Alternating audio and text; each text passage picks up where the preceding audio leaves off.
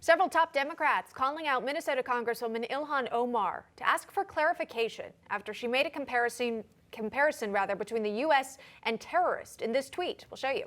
Saying we must have the same level of accountability and justice for all victims of crimes against humanity. We have seen unthinkable atrocities committed by the U.S., Hamas, Israel, Afghanistan, and the Taliban. The comparison of the United States and Israel to terrorists did not sit well with many, even on the Democrat side of the aisle. Speaker Nancy Pelosi issuing this statement, quote, drawing false equivalencies between democracies like the United States and Israel and groups that engage in terrorism like Hamas and the Taliban foments prejudice and undermines progress toward a future of peace and security for all, end quote again.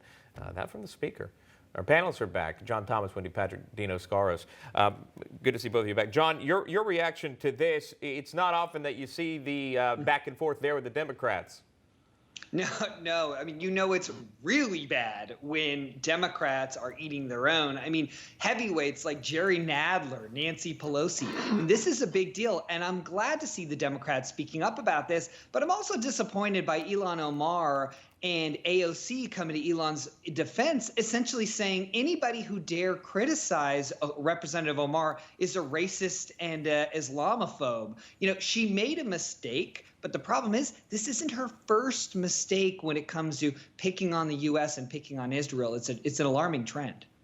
As you point out, John, we've seen several members of the so-called squad come to Ilhan Omar's defense, including Congresswoman Cori Bush, tweeting this out, saying, stop attacking Ilhan, stop attacking us. I'm not surprised when Republicans attack black women for standing up for human rights, but when it's Democrats, it's especially hurtful. We're your colleagues. Talk to us directly. Enough with the anti-blackness and Islamophobia. Dino, your response to Congresswoman Bush's remarks?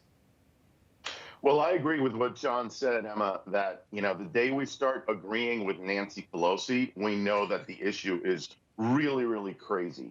And the squad, quite sadly, is now up to 6 members, including Cori Bush, who you just mentioned. And the scary part of this is not that these 6 squad members exist. It's that so many people actually voted them into office.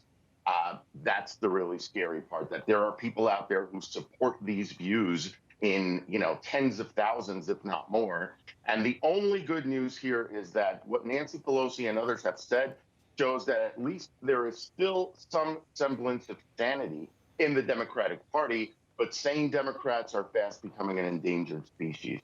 Yeah, Wendy Patrick, Cori Bush, her defense was disturbing in itself because it seemed like she attempted to use really the only weapon that you can these days on social media, albeit gender and race. Neither had to do with the tweet that Ilhan Omar tweeted out.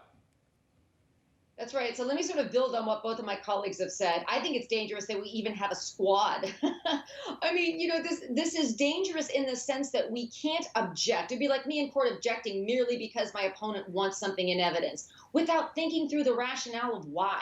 We might agree with criticism if we actually take the time not to have this knee-jerk objection. You're picking on her because of this, but actually to think through what the criticism was about, especially if it comes from your own party, especially it comes from some of the heavy hitters in your own party.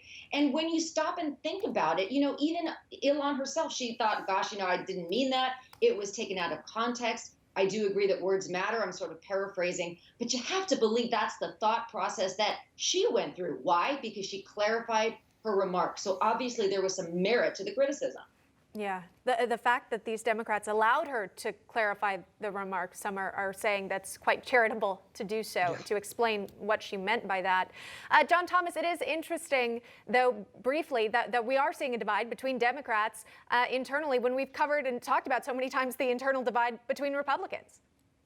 Yeah, I mean, look, there is this, particularly with the squad. I mean, there is a radical division within the Democratic Party. It's hard to believe because mainstream Democrats have shifted so far leftward, but on issues like calling the U.S. terrorists, that's just a bridge too far.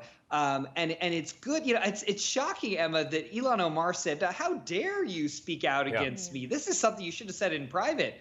No, this is exactly the kind of thing that you need to speak out against. We're out of time. John Thomas, Wendy Patrick, Dino Scaros, our panels. Thank you so much. Have a great weekend. Thanks. Thanks, John.